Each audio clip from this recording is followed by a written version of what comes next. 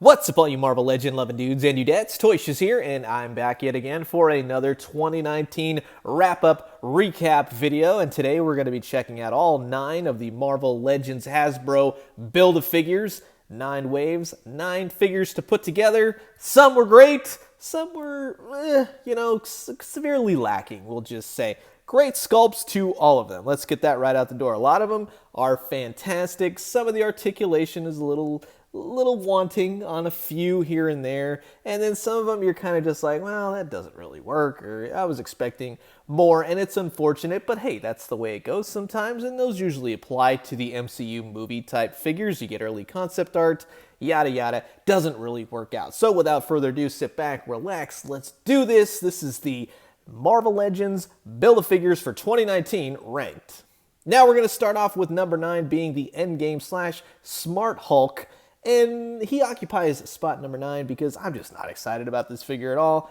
Wasn't really excited to put him together. Yeah, I did because I had to get the figures in the wave, and of course I collect them all. But that's not to say that he doesn't have a good sculpt to him. The faces are okay. The head portraits, they work, and then it's just kind of like, yeah, you kind of want a little bit more. I mean, I enjoy the face paint. The green is okay. I like that he comes with the nano gauntlet that you can affix. That's a bit of a saving grace. I do like that a lot. I think he looks good.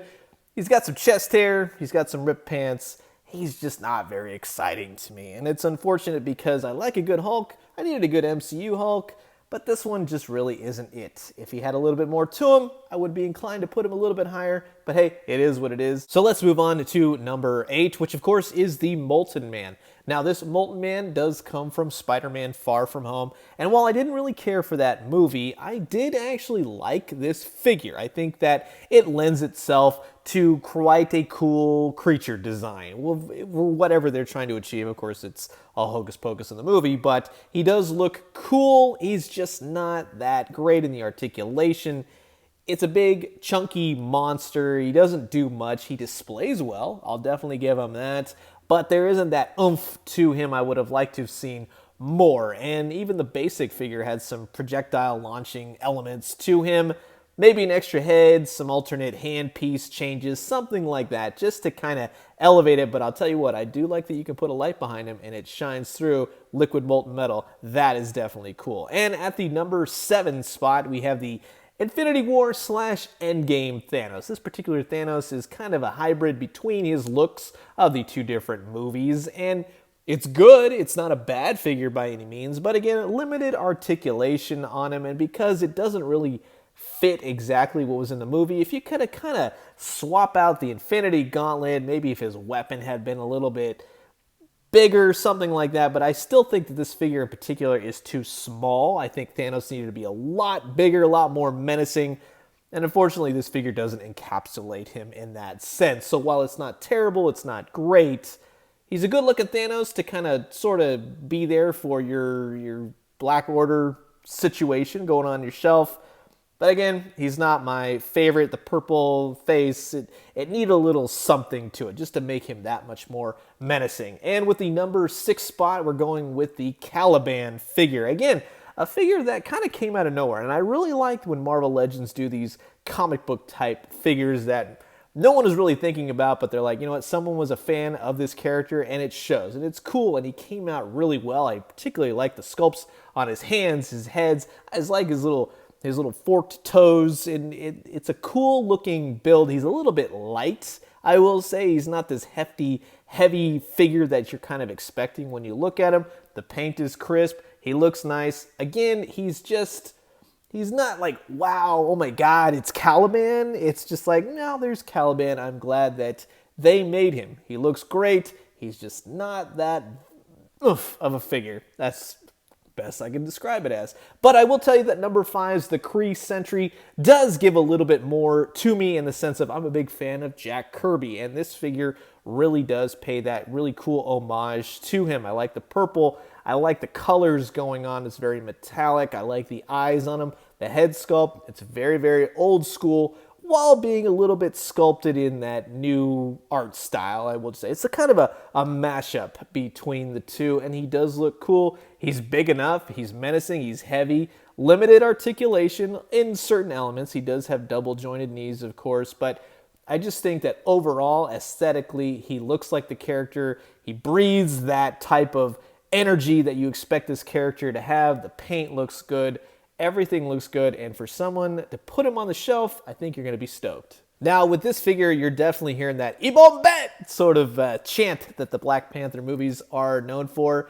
And Winston Duke, also known as M'Baku, is beautifully recreated in action figure form. If I was this dude, I would be stoked. I think they did a fantastic job on the head sculpt. The face printing technology is through the roof on this guy. I like the paint on him. He's painted beautifully. He's got this white paint, snowy rub all over him. It just makes him look like a man of the mountains. You can remove his upper piece of fabric that goes over his shoulders. You can extend him. Yes, he does get a little hindered in the shoulders, but he comes with a nice club that's very movie accurate. He stands well. He's not a huge Build-A-Figure, but I would say that he qualifies for a good Build-A-Figure that they could have offered in that sense. So I don't think you'll be disappointed as all. And now with the number 3 spot, we're going with the Wendigo. And I will tell you that when they did announce this figure, I was more or less like, we don't really need another Wendigo figure. And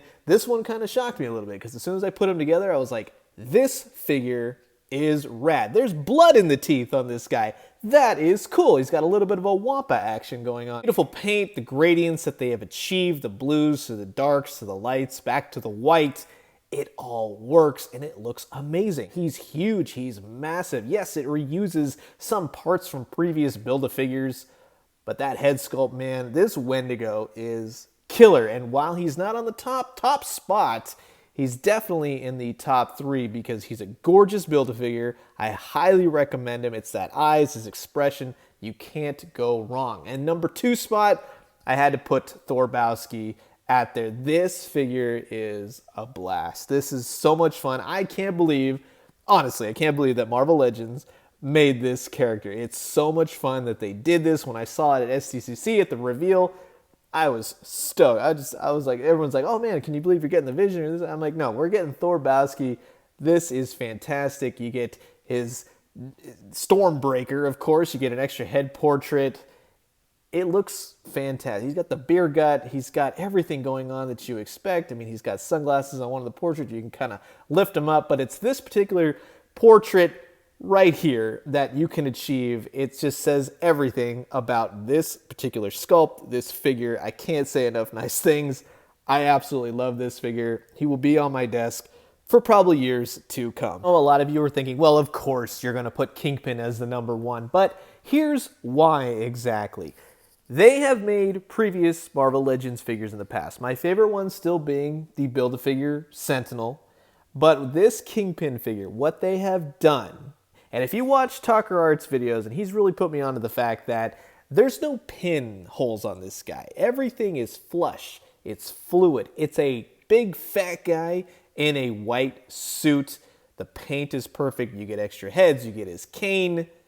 He just looks phenomenal. This is the penultimate version of the Kingpin. You'll never have to do another Kingpin figure. And if you got Professor X, you can also make the Shadow King. Some people even got 2 Kingpins just to achieve this. They knocked it out of the park. It's amazing. It's a home run. It's number 1. I want to see more like this from Marvel Legends figures.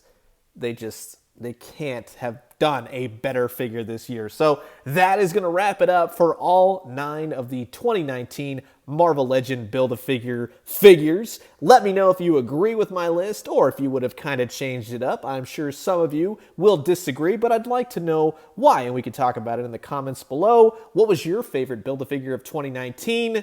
Comment below, let me know. Let's talk everything Marvel Legends BAFs. I'm going to leave you guys with that. As always, drink some great coffee, eat some great food, but most importantly, remember, Happy New Year in case I don't talk with you. And here's to 2020 of all the new Marvel Legend figures coming out. I can't wait. And when you do, let me know what you found. I'll talk to you guys soon. Adios.